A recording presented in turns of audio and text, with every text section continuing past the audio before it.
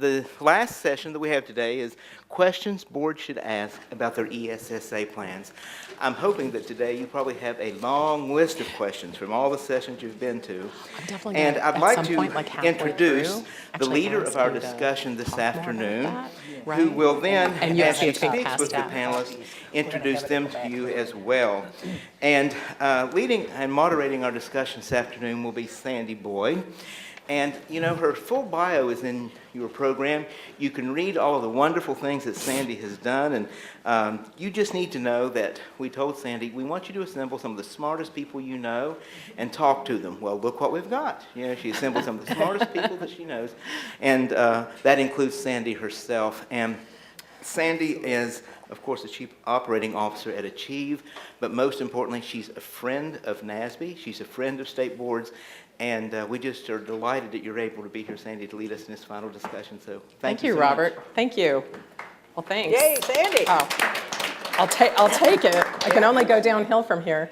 I'm keenly aware that I'm the last thing between you and cocktails. Liquor, yeah. Yes, Yeah, so we will try to do our best to keep it going and to get to cocktails as soon as we can. So I know the bios for this August panel are also in your packets, but I want to just say a couple of words about each of the people up here that are going to have this discussion with us. So first of all, Kris, I don't need to really introduce Kris. She's your fearless leader. What more do you need to know about Kris? Mike Magee, who is now the head of Chiefs for Change, and you may know him from previous good works in Rhode Island. And I almost feel like John King doesn't need an introduction at all. Obviously, former commissioner in New York, education secretary, and now president and CEO of Ed Trust, which is awesome. So we're really glad to have all of you here. It's terrific. Kris wanted me to sort of ground us back in the discussion about ESSA and where we are and State Board's role. So I'm going to attempt to do that. And as Kris said, with this panel, probably all I need to do is sit back and just say, go, because I know all of you have a lot to say. But let me start with just a couple of questions, just to make sure we're kind of all on the same page and then see where the discussion takes us. I wanted to talk a little bit about where we're currently at. You know, a year ago, more than a year ago now, ESSA really changed things, put states, you know, sort of clearly in the driver's seat. And since then, and that was a big change, let's be clear about that. But since then, we've had a number of things that have happened. The regulations that so many people in this room and on the stage worked on have been rescinded. There's now non-binding guidance from the department. I just wanted to get a sense from each of you where that leaves us. Where are we currently at with ESSA, and what are states to make of that? So John, why don't we start with you?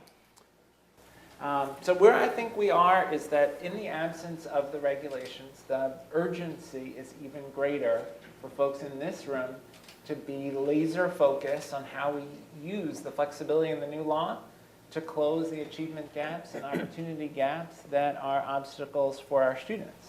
You know, we talked last year when I was with all of you about the potential to use the new flexibility to ensure that every kid gets a well-rounded education. That includes not just English and math, but science and social studies and art and music and opportunities in computer science. That opportunity is still there, and it's up to all of you to lead on that. The opportunity is still there to focus the attention of districts on the students who aren't getting what they need, the students who aren't getting access to AP classes or IB classes, the students who are in high schools, disproportionately low-income students and students of color who are in high schools where you can't even take chemistry or physics or even Algebra 2. You have an opportunity to focus people's attention on indicators of early warning that matter, like chronic absenteeism. We know that kids who are chronically absent are more likely to be retained in grade, more likely to drop out. You have an opportunity to focus attention there so that schools are intervening with the young people who are most vulnerable. We at the Education Trust have been working, as you know, with civil rights organizations, business organizations, parents, teachers, in each of your states to lift up this conversation about equity. And one of the things I so appreciate about folks in this room and the state chiefs who are meeting not far from here is that regardless of what the federal education department is saying, there's a clear commitment to stakeholder engagement. And I know you each have been working on that, your states have been working on that, and that's part of what's going to ensure the success of the law, is having all the stakeholders at the table. So we're at a complicated place that relies more than ever on state leadership, but that's why you all are here. So thank you. Definitely. Mike?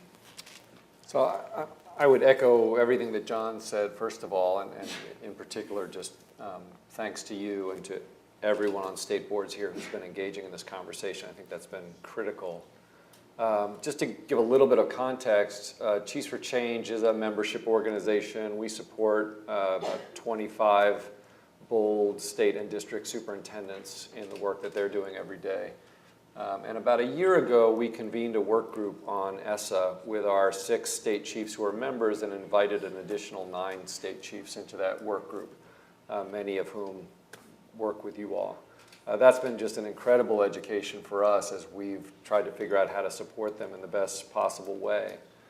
I think what we've seen with the changes brought on by the election, it's actually a really encouraging sustained momentum on the part of the chiefs that we're working with, who are really taking seriously both the kind of twin guardrails of equity and evidence that the law enshrines, as well as, I think probably more importantly, just some of the incredible new opportunities that the law has enabled, especially around the new flexibilities that states have to deploy title funding in ways that can really move the needle for kids.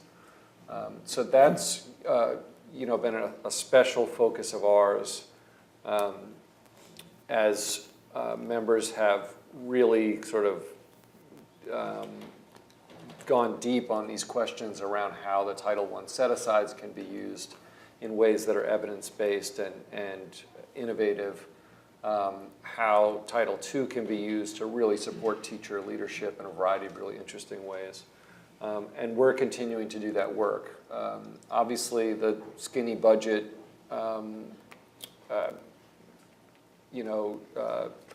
speaks to how much funding will be put into Title I and II. I think that's just the beginning of a conversation, and we're really trying to make sure that everyone knows about the innovative plans that our members have for some of that funding. But to go back to my original point, what we're seeing is people moving forward. I think 5 of our 6 state chief members are submitting in April, and we're really excited about their plans. That's great. Kris? So I think there's no question that we are at one of those inflection points in the history of our country, certainly in the history of public education policy in this country. Because the pendulum had clearly swung to a degree of federal control over education policy that eventually got to a place, partly because Congress couldn't do its job in reauthorizing No Child Left Behind, but there was a really universal sense that something had to be done. And so clearly now with this law, the pendulum has swung back and is swinging back toward giving states what we had asked for, which is greater power and authority for making decisions. But I hope you listened to my friend Elizabeth Lodel, who's a member of the Virginia State Board of Education this morning, because those of us from Virginia carry a very special burden, which is we are the only state in which public schools were closed rather than integrating them. The only state. And that's a burden we carry, and that is a shame that we have to live through. And so I understand that when I, as a former elected official in Virginia, say to you, trust me, states can do this, I am asking you to take a very great deal on faith. That's my worry. I think the opportunities are tremendous, and I think it is essential that all of us, A, never forget that legacy, and B, never lose sight of what we are about. Now, I think that the one really encouraging thing that the Secretary said this morning, which is exactly in line with what Michael Fullen says, and we quote all the time, which is excellence is the fundamental equity proposition. And, you know, as John King said, if you have schools where kids can't take chemistry or, for God's sake, even algebra, then that is not an equitable situation, and that's your job. So I think that's it. I feel like we're in this place where we could make tremendous progress and do wonderful things. But we have to be cognizant of the fact that that isn't going to happen without hard work. Well, I'm glad you brought that up, because I've been thinking about this a lot, and I think there's no question, right, that history has a way of, the pendulum has a way of swinging, and then if in fact states don't do a great job, not only will kids have been harmed, but you can be sure the feds will be back. They'll be back. They'll be back. So having said that, I'm interested to hear from each of you. We'll talk about sort of what you're worried about in a second, but from each of you, what are the opportunities? What are you seeing out there? What are states doing that's innovative? And given that the federal guidance is maybe not going to be all that clear, even in the absence of that, what are you seeing states doing that's interesting, that's worth replicating, and that others should be paying attention to? You want me to start? You should start. We'll go that way. Kansas is here, and I think some of what Kansas did with their Kansans Can initiative is really worth replicating, because they spent, and this was in advance of the passage of the law, the board and the commissioner together went out across the state and talked and listened to people and asked what I think is a fascinating question, which is, what do you want a Kansas high school graduate to know and be able to do at age 22? You know? What are we looking for?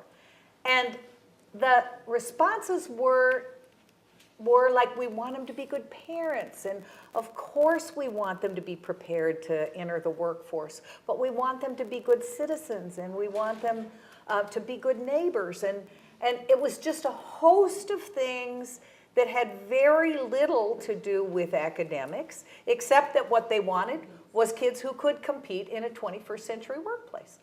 And so now, because of the broad involvement of people across the state of Kansas, there is tremendous buy-in for this program. And I think, probably I can say this, I think it contributed to the fact that the legislature really basically flipped. I mean, there were tremendous changes in the legislature, partly because people got energized and committed and said, this is a vision we can all share. So I think that's one place that gives me great heart. So they did authentic stakeholder engagement in It was a way that other yeah. people could replicate. That's a great example. Mike? Few things jump out at me. I mean, one is the teacher leadership and advocacy work that some of our members are doing, which really started with the work Louisiana did around its Louisiana Believes program, which I believe started with about 20 teachers and now includes 5,000 teachers, including 2 in every school in the state. Yeah. And is so authentic. I mean, it really is a body that informs policy at the state level, that advocates for very student-centered approaches to school improvement, and has had a very meaningful impact on the state's education agenda. So I think that work is really exciting. It's part of just a broader trend, it seems to me, in doing a much better job in not just including teacher voice in these conversations, but making teacher voice the center of these conversations about how to improve schools. Can I just stop you there for a second? The really interesting thing about that, and having real authentic feedback on almost every issue, is that RAND did a study that came out this summer, and there was a separate sort of study on Louisiana. And Louisiana teachers actually trust what they hear from the state. Yeah. They actually, they do. They talked about how they went to the website, that they relied on what the state said about instructional materials, about curriculum, about a whole host of decisions, because if they themselves hadn't been involved, they knew somebody who had been. Made such a huge difference. And as a result, they seem to be sort of rowing in the right direction. Well, and I would say it speaks to the true authenticity of the exchange that they've had over the last few years. And to the quality of the support that the state is providing to teachers in terms of professional development. So that work is very exciting. I think all of our members are using the Title I 7% set aside and structuring it as a competitive grant. And some of the ways in which they're leveraging that I think are pretty exciting. If you look in Nevada, for instance, they're really taking advantage of that opportunity to emphasize the evidence-based language in ESSA. They're going to prioritize and fast-track Title I set-aside applications that choose from a menu of very clear evidence-based practices for school turnaround. So there's some really innovative things happening in that space that I'm pretty excited about. And then the last thing I would just mention is I think 3 of the states that we're working with are actually going to use the 3% Title I set aside for direct student services as well. To really think about, in partnership with their districts, setting up a constellation of direct student services that students can access when those services and learning opportunities are not available in their own schools. So just to connect to something John said earlier, this just absolute necessity to make sure that every student in your state has access to rich, challenging content, particularly at the high school level. We really think DSS, done correctly, can be a great strategy in that space. Definitely.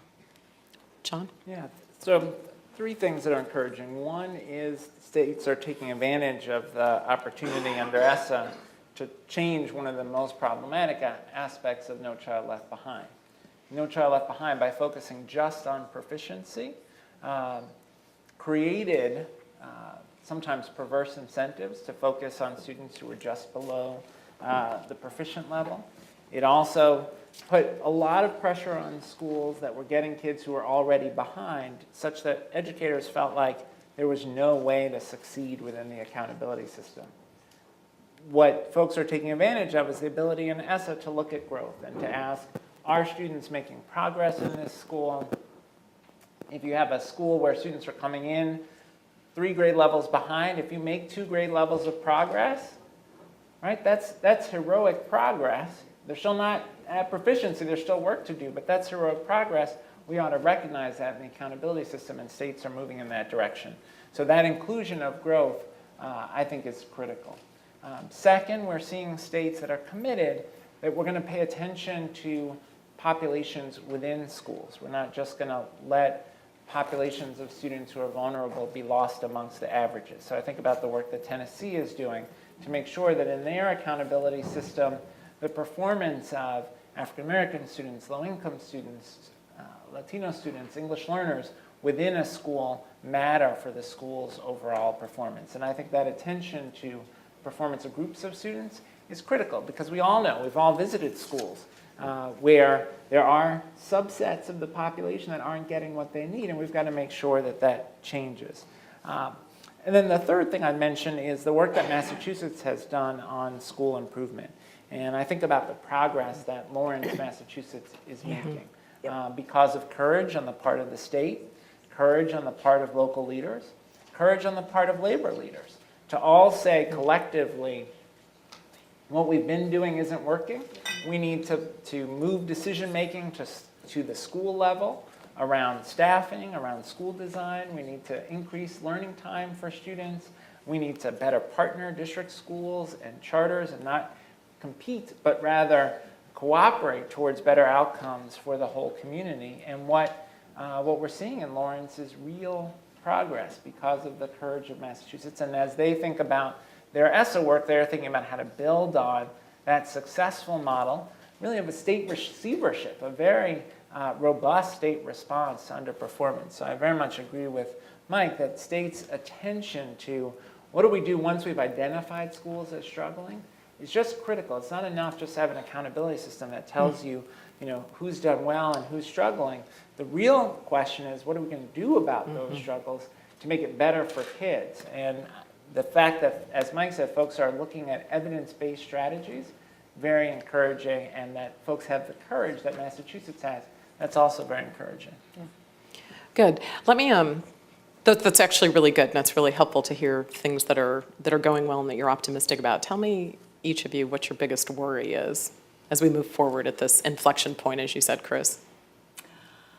I have two. One is that really, if anything close to the president's budget, the skinny budget, actually was adopted, money for things like teacher training would just be so much harder to come by, and that makes me very nervous because federal money is a small part of the state budget, but it does some things that no other money does. And that's why it's just critical. And there are places in this country where, because of a variety of supports of low-income kids and kids on military bases, where that federal money can comprise a really significant part of the local school budget. So that's the first. Budgets are always a thing, I think, that you need to worry about. The second is, I am concerned the initial emphasis on stakeholder engagement, which was really universally adopted and has, I think, been lived out really effectively in states. I think states have done a very sincere job of trying to reach out to stakeholders. But A, it is a boatload of work, as those of you who did it know. B, you do not always hear what you wanted to hear. It's not a PR activity. I mean, you ask people to tell you what they think, and pretty much they're going to do that. And three, I'm starting to see, the fact that stakeholder engagement is not in the template, that people are saying, oh no, it's really optional. Really, it's just up to the chief. No, it's not. It's not. But I don't want to have to keep fighting that fight. So that's what's worrying me. Let's take stakeholder engagement just to start, because I was going to ask you about that anyway. Clearly downplayed in the guidance. Yeah. And yet, for a year and a half, states have been really doing serious stakeholder engagement work. And I don't know how even if you wanted to, I don't know how you'd put that back in the can. Yeah. I think that would be a very tough thing to do, but. Well, it's hard to organize. It requires a tremendous commitment on the part of the board and the chief to do those meetings, to go out to do that listening stuff. It's time consuming. As someone who on a local board once sat through 85 people who came to tell us their thoughts on which third grade spelling book we should adopt, it's enormously time consuming. And given all of the things that schools always have to do and education departments have to do and boards have to do, it's just easy, I think, to say we'll get to that tomorrow. And so we don't officially end it. It just goes from something we do every month to something we do every quarter. It's easy to just begin to slide. That's my worry. Now, I think if parents are really genuinely engaged, first of all, once you invite parents to be part of your conversation or teachers to be part of their conversation, they're not going to be quiet, and then you're going to have, a lot of mad people. So there you go. That's it. I think also it's listening is the beginning. Yeah. Presumably your plan better reflect something Right, about yeah, what you listening and heard. doing, You actually have to. Who said, it's not enough to listen, then you got to do stuff with what you that's hear. actually the really hard part. Yeah, and that's harder. Yeah. Yeah, I mean, I would underscore that. From the moment we began working with state chiefs, we put as strong an emphasis on stakeholder engagement as we could, and really tried to emphasize, you are in the business of building consensus for your plan, and you can't do it without listening. And there are things in your plan that are going to have to change in order for you to build the kind of consensus that you need. Because really, at the end of the day, it's not about those words on the paper. It's about what you're going to implement. And if you don't have a coalition that's going to support the implementation of that plan, you're just going to have a headache every morning. So I think that's been critical. I think I'm really encouraged by the work that our members have done on stakeholder engagement. And I think, in that sense, any de-emphasis of stakeholder engagement has been effectively meaningless for them, I would say. And the other thing, just as a technical matter, I would say is, to the extent that people feel like they might need the old template in order to keep an emphasis on stakeholder engagement going, Use you can it. still Just use use Just the old use Yeah, template. use it. the Yeah, old you don't one. have to use the new Yeah, one. you can use the old template. Absolutely. And so, we've certainly been having that conversation as well. In terms of what I'm most concerned about, and it's very much related to this, I want to make sure, and I know our members do, that emphasis on stakeholder engagement remains consistent, not just as they implement their plans, but in particular as they implement the school improvement Yes. components of their plan. Amen. Yeah, So don't think I of it as a think one-off. To Yeah. connect to something John said, John's absolutely right. What Massachusetts is doing around school intervention and support is really excellent. The part of it that to me is the most innovative and exciting is what they're doing around governance innovation. Yes. And in particular, two things. One, they've created governance structures for school redesign, turnaround, that genuinely include local voice in decision-making. And they've also created third-party partnerships to kind of make all of that go. So in their Empower School zones that are used in Lawrence and Springfield and now in a couple of other districts, the mayor, the superintendent, and another community leader actually sit on that decision-making board. I think that's been critical to getting local buy-in for the kind of turnaround strategies that are taking place there, and to getting buy-in from labor. And I know that a number of other states that we're working with are looking very, very closely at that Massachusetts model and how to emulate that. Yeah. John, thoughts about that? So one thing you control, one thing you can influence, and one thing that I think is a huge national challenge that we've got to address collectively. So one thing you can control is making sure that in your state's accountability system, kids are not rendered invisible. So think about a school that's doing well on average, but 15% of the kids are English learners. And let's say the school isn't serving those English learners particularly well. In fact, those English learners are making virtually no progress in acquiring English and making virtually no progress in their fundamental academic skills. A question to ask is, will that school be identified within your accountability system? And will there be meaningful intervention in that school within your accountability system? And that's up to folks in this room to control. You can make sure that every kid counts in your accountability system. The thing you can influence, which is more challenging, goes to Kris's point about the budget. And there's the federal budget and there's state budgets. And the reality is, responding to some of the challenges that we face requires resources. In the Civil Rights Data Collection survey data that we did at the Education Department, we show there are 1.6 million kids who go to a school where there is a sworn law enforcement officer and no school counselor. Yeah. Yeah. Right, so when folks say that they don't see the need, the urgent need for more resources in education, they're wrong. Right? And I'm quite confident their kid is not in a school with no school counselor and only a sworn law enforcement officer. And so advocating for resources for education, whether it's the Title II dollars that are needed for innovation around teacher development, or the fundamental Title I dollars that are needed in our highest needs schools, and making sure that those dollars get to the highest needs schools, that federal advocacy is part of the role that all of you can play, but there's also the state level advocacy to say to your state legislature, and your governor, and I know that's more challenging in some places than others, but to say to them, our schools are the future of our state. We must invest. And we must invest early, including in early childhood education. The final point, and the thing that I think is most challenging, and that we all need to work on together, we have to work on with every one of our neighbors and friends and family members, is I think there is a real threat to the fundamental institution of public education.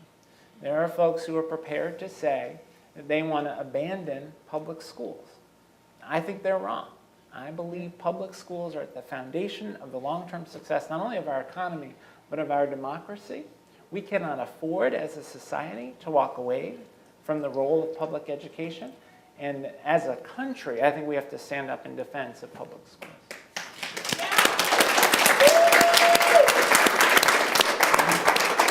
And that is why we are glad you are at the Ed Trust.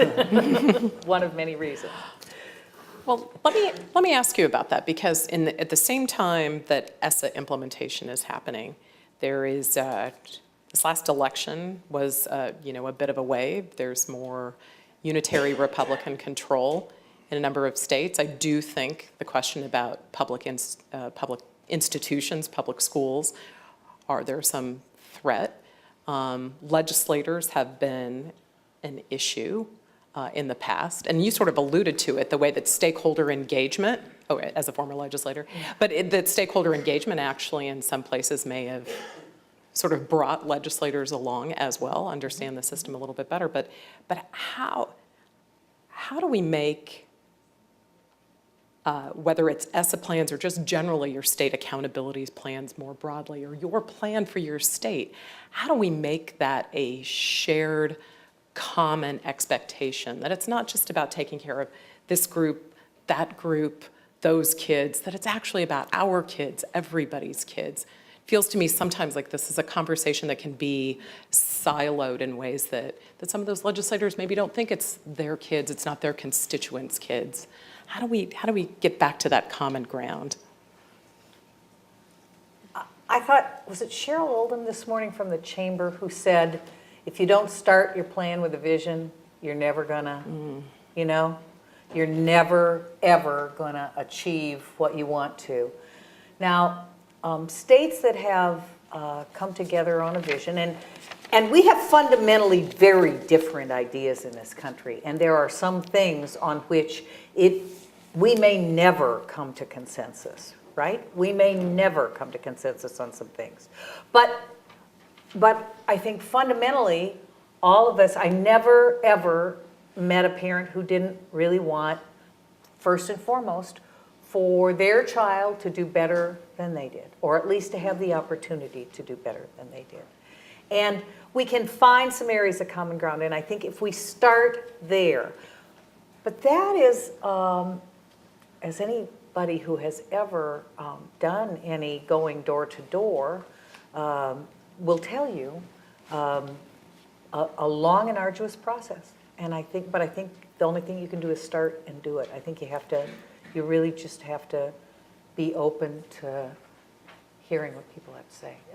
I say that all the time, but it sounds easy, but it's really hard. Hard work, yeah. Mike? What's about that?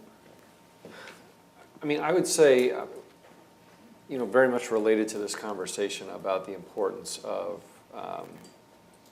preserving and supporting public education. I mean, I do think, and I know our members think, that we've got to own up to the fact that there are literally millions of students in restricted access neighborhood schools today that will never meet their needs under current conditions. And whether that's through really smart evidence-based intervention of those schools, or whether it's through giving those students additional options that they can access, or some combination of both, there's a great deal of urgency, it seems to me, and certainly is among our membership, to do things differently than they've been done before. The truth is, if you look across the landscape of high-quality charter schools today, by any decent measure, they serve about 2.5% of our kids. So, I mean, that's one of the reasons that we're very interested in potential innovations around direct student services, et cetera, because it's really about giving those students who don't have access to what they need right now, access to what they need so that they can learn and have the opportunities that they deserve. So I think this conversation about school choice is very important. I actually think DC is poised to lead in this area in a really exciting way, in particular around accountability. Around thinking about an accountability system that really has equity and access at its heart, and where for the first time you'll see, what we know is large percentages of students both in DCPS schools and in charter schools, at least under the plan, under a single accountability system that treats students in the same way, that enrolls them in the same way. I think with very strong leadership and a smart system like that, we can bridge those divides in a way that would be very good for the conversation about preserving public education generally. So that's, something that I'm encouraged by. John? Yeah, it's interesting that Kris cited to Cheryl, because I think the business community knows that every business in a state has a stake in the success of the kids of that state, right? And so I think part of what we need to do is keep reminding folks that you can't separate the fate of your child from the child, down the street, down the road, next town over, in the rural community, in the urban core, living on the Native American reservation. All our kids' fates are bound up together. And I appreciate Cheryl and the Chamber and their leadership on this.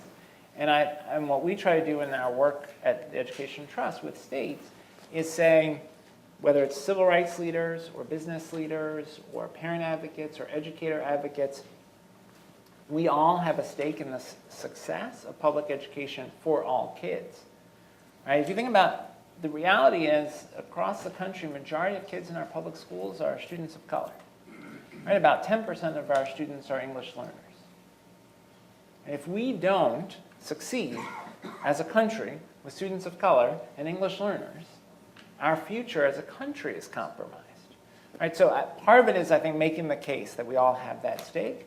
Part of it is demonstrating that we can make progress. And I think people get discouraged about our schools, and there's rhetoric that ignores the progress that we've made, ignores the places that are bright spots. And I think as education leaders, we have to tell that story. Mike's exactly right.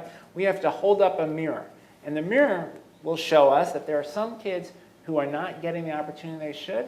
And the mirror will also show us that there are places where kids are getting amazing opportunities. And in some of those places, it's high needs kids who are getting amazing opportunities because of devoted educators and commitment of resources on the part of their local community or the state. So we've got to help people hold both ideas, that we are not doing as much as we should as a country for the kids who are most vulnerable, and all the solutions we need are out there. Across the states represented in this room, every solution we need is being used somewhere, and the question is, how do we scale that excellence to serve all of our kids? Yeah. So I want to turn to you, Kris, in a minute to talk a little bit about your paper, but I wanted to ask each of you, I guess I'll start with John and then Mike, what do you think the role of state board members is in this process? What's the most important thing they can be doing now and in the future? John, you want to go first? I mean, it's really the theme of this panel, right? Ask tough questions. And, I was a state chief, so I know what I see when I say that, right? Come into whether it's at the board meeting or in the conversations around ESSA with your stakeholders, ask tough questions. Ask the tough question about the groups of students within schools. Ask the tough question, when a school is identified in the bottom 5% of performance, what is our plan? What are we going to do? And then what if that doesn't work? What are we going to do next? Right? And when there's a school that's identified with a group of students that are not succeeding, what's going to be our response? And if it doesn't improve, what's our response after that? right? Just as we would for our own kid, we would never say, well, we tried, Yeah. we're done, right? We got to keep trying, right? And we got to keep changing our strategy to get to better outcomes. And that's one of the reasons I love the work of Chiefs for Change, because you got chiefs who are saying, we, the adults, need to keep changing our behavior until we get better outcomes for the student. So it's asking those tough questions, and it's also making sure that the stakeholders are at the table and being vigilant about that.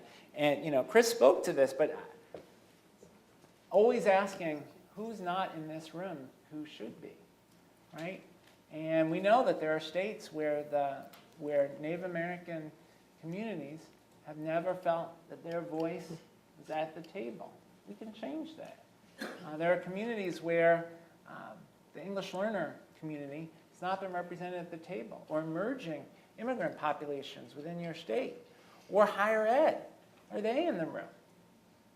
Right? So I think board members can be a powerful voice for inclusion in the stakeholder conversation.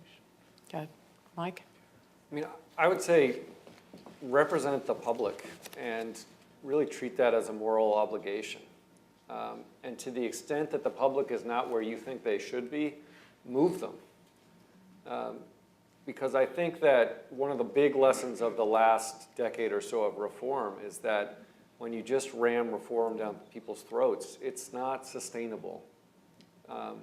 Somewhere along the line, it will get unwound.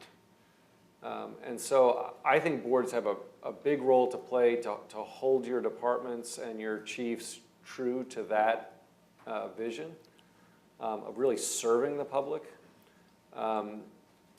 You know, that, to me, that's an essential role that boards need to play, and it'll make the work and the policies and practices so much more sustainable over the long term. So before I turn it to Kris, let me add two of my own. One is that I don't view ESSA, don't view this planning process as a one-time only event. It's not a one and done. I mean, I think that's a mistake that we've all sort of made in the past. You get it in, it's a big relief, oof, I'm done. But then when are you going to revisit? When do you come back and see, like, well, how are we doing, right? And did that work? Do we need to make adjustments? I mean, one thing I think we can say with some level of confidence, under this secretary and this administration, you will have a lot of flexibility. So I would revisit, keep listening to people, keep revisiting, and keep making adjustments, because that's, I think, where you'll see whether innovation is working or where you need to make adjustments. The other thing I will say, and this is just borne out from doing a lot of public opinion research, people need to know, first of all, everybody wants their kid to be college and career ready. That wasn't true a decade ago. People did not, but that is a widely held belief. Everybody might think that means something slightly different, but everybody wants their kids to be successful. And we've never done a poll where when you ask parents, you know, what they want for their kids, people say college. Right? That may not be everybody's destination. College might mean 2 or 4 years. It might mean the military first. It's not exactly always a straight line for kids, but that is an aspiration that most Americans have and most American parents have for their kids.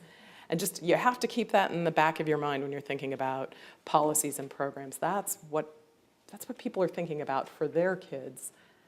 And then I think, and sadly, this is just, I wish it were not necessarily the case, but when we've talked to parents, when we've both done focus groups and we've done polling, people need to be convinced that things are good for their kids first. This is true of everybody. It doesn't matter who you are, race, education level, where you live, zip code, all that stuff.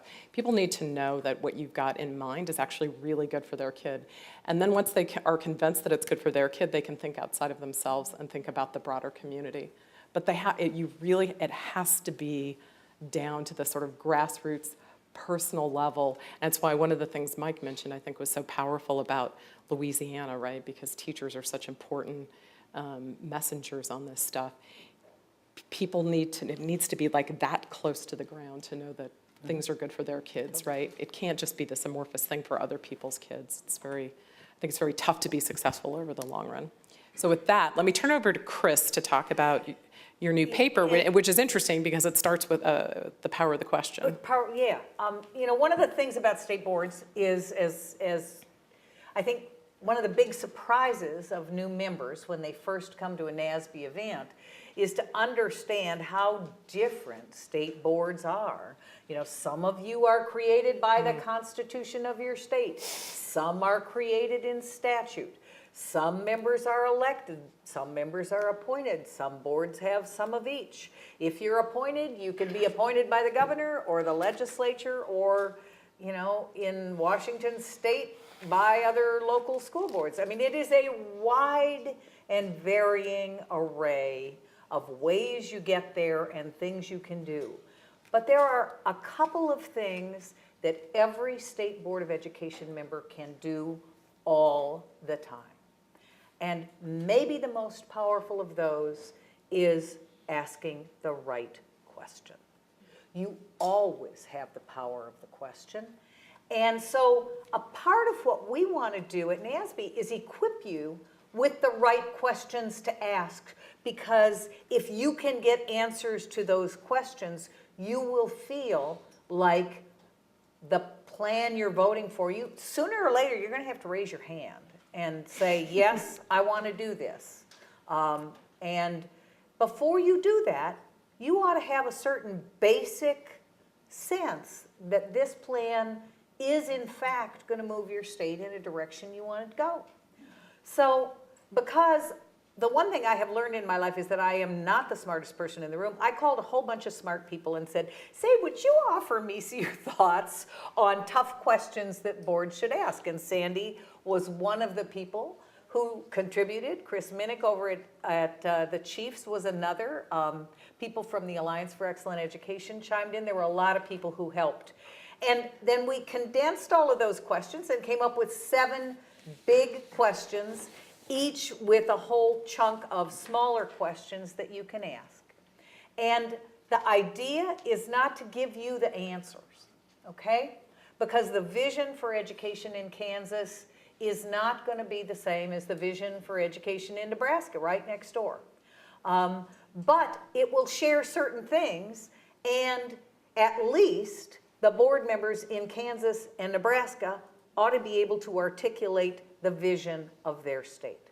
So that's the design of the paper, is to equip you to be a kind of a pain in the neck, maybe, to your chief occasionally and ask a tough, well, but wait, I'm not quite done asking questions. I've got one more.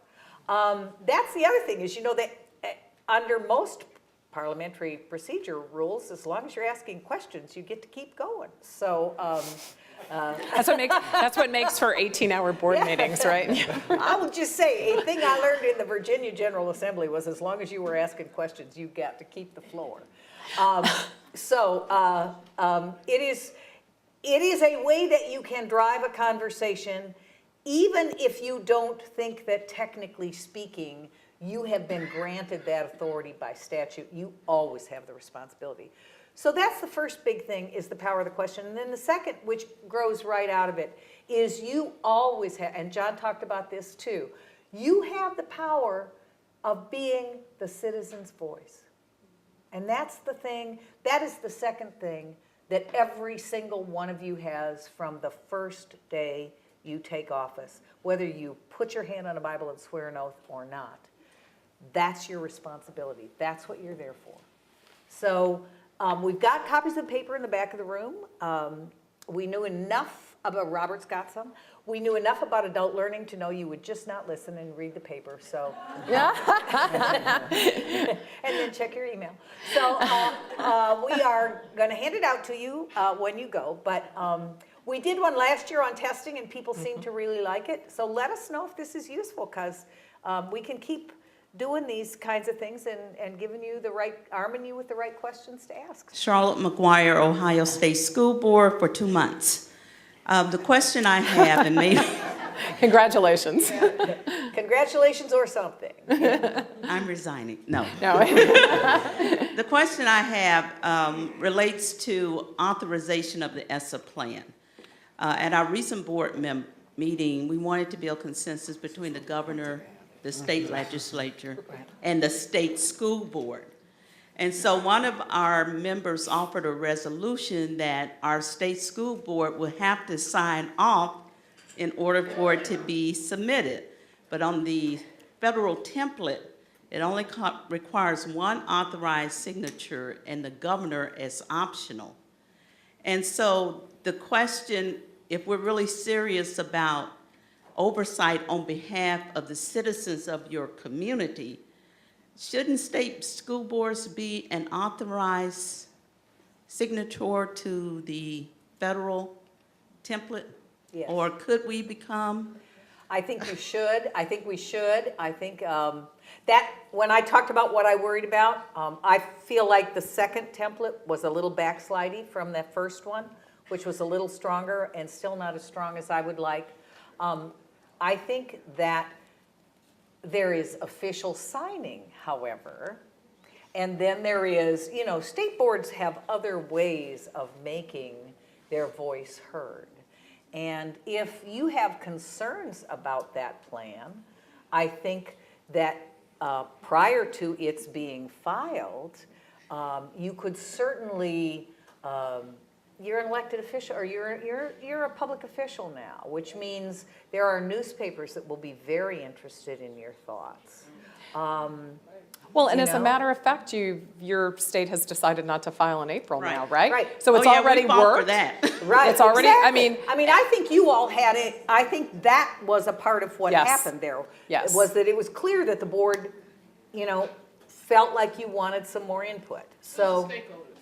It was stakeholder engagement, yes, Stakeholder absolutely. engagement, right. That actually, I think Ohio's a great example of like the power of stakeholder engagement. Right. That, I mean, some people's, I know the first thing I read about Ohio delaying, it was like, oh no, Ohio's delayed, but then it's actually a really positive story because it shows the engagement of folks in your state. Yeah. Yeah. So And just we don't want give to up. create contention between the governor, the state legislature, and the school board, because we believe in the visioning process. Where do we want to be, and where are we now, and how are we going to get there? And we all should be on the same page. Absolutely. And it'll be a better plan when you are. Yeah. Okay. And by the way, the first question in this NASBE paper is getting on the same page about a vision. And that is so important. Yes. And that's a step so many people skip Just wanna in skip. pretty much everything. But that's so important. And if you're taking the time to do that, good for you. Yeah. Thank you. Yeah, so good job for Ohio. Nathan Moore, Massachusetts Board of Education. I guess just the only question I had is, like, with all this discussion about, you know, stakeholder groups, you guys never mentioned the students. And I mean, in my opinion, the students are the largest stakeholder group in any public education, because any decision you make is going to affect us directly. And so I guess the question I had is, you know, do you want to see more student involvement in the state government, whether it be just a representative there? I mean, I'm a full voting member in Massachusetts, so I mean, we might have a bit more say than other places, but do you think there should be more implementation of the student's voice? And maybe they don't get a vote, but I feel like you should at least consider what they have to say. Can we just have a round of applause for that? Good for you. So I'll say, as a former high school social studies teacher and civics teacher, nothing makes me happier than to see a student standing up and making exactly the case for student voice. And I think one of the things that we all have to grapple with in our states is how do you ensure genuine student voice across a diverse representation of students? And how do we make sure that we are hearing from the students who are most vulnerable, who often don't get a seat at the table? You know, I think about times at the department, the U.S. Education Department, we learned a tremendous amount from having a focus group with students who've been homeless and talked about what that experience was like and what that meant for them in school. Students who've been in foster care, students who've been in juvenile justice facilities. So I take that point very much to heart. I think there are lots of opportunities for boards to invite student voice in the stakeholder engagement process, but also to think about opportunities to listen to and learn from students in policymaking generally, not just around ESSA, but around a broad variety of questions in P through 12 education. Yeah, I would add that I think the plan is just the beginning of Yes. your opportunities to include student voice in your strategies for improving schools.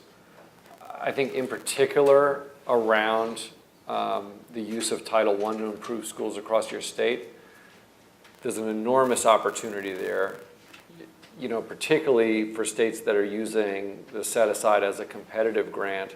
The way you write those RFPs will have a huge impact on the way that districts, principals, teachers, stakeholders approach school improvement.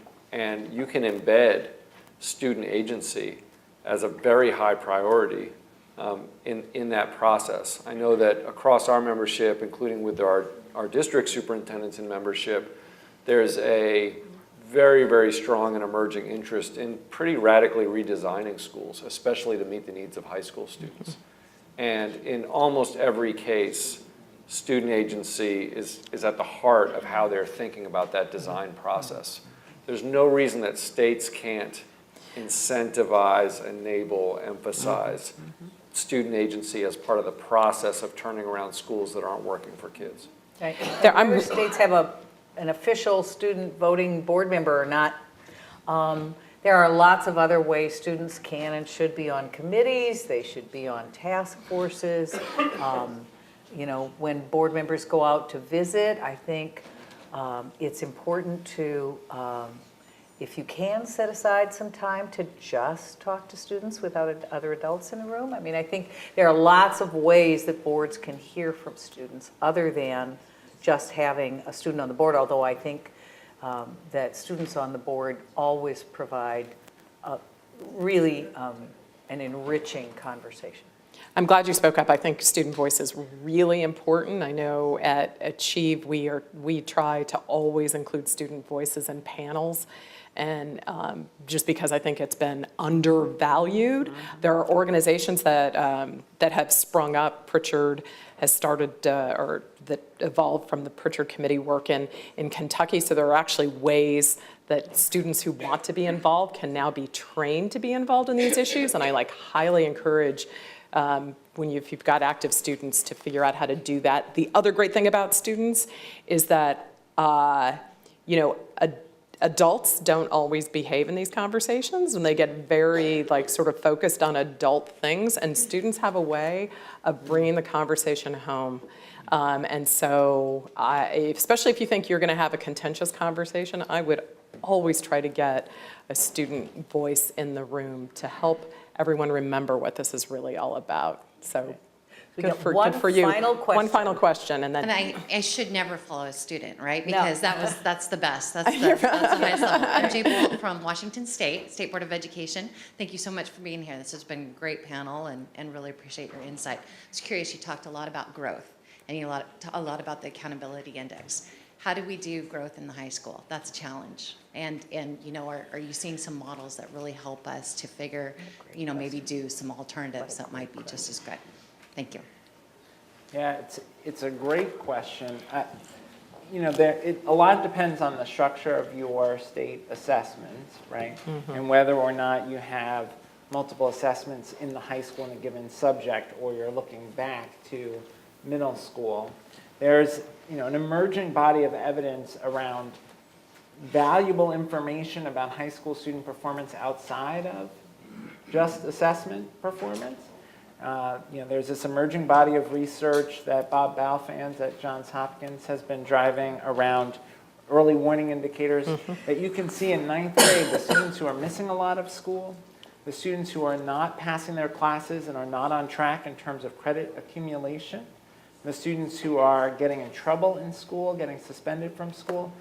When those risk factors are present, those are students who are going to get off track from graduation. And you can identify that and then ideally intervene early so that those students stay on track. There's a national initiative called Diplomas Now, which has very promising early research evidence on the power of intervening early around those kinds of early warning indicators. But you're asking, I think, exactly the right question. And the one thing I would encourage states to think about is, under NCLB, these conversations sort of started and stopped at the assessments in English and math. And one of the things ESSA gives us an opportunity to do is to broaden that conversation. Yeah. I would add one other thing that we got more detail on yesterday in our ESSA work group meeting. North Dakota is doing this really, really interesting work that they call Choice Ready. What they mean by that is that they want every student in North Dakota to actually be ready at 18 years old to make quality choices about their path, whether it be to 2 or 4 year colleges or career or into the military, but that they actually have choices among those options. So just as a pure communication strategy, I think it's really quite brilliant. But one of the things they're doing inside that strategy is partnering with their public university system to track remediation rates. And they're going to have on their diploma a graduation rate and a choice ready rate that everyone can see. And those are bound to be quite different numbers at the start of this endeavor. And I think it's a really interesting way to be transparent to parents and to the public about where students actually are. And a way to get beyond, as John said, this issue that, well, we only assess reading and math in 11th grade. So you'll see that in their plan. I think is really smart. Great. So let me. Yeah, I was just going to say, yeah. The other thing that I think, this isn't exactly growth in the high school, but I think we have to do a really serious look at senior year for kids who arrive on September 1st clearly unprepared for any of those choices. Good point. Please join me in thanking the panel.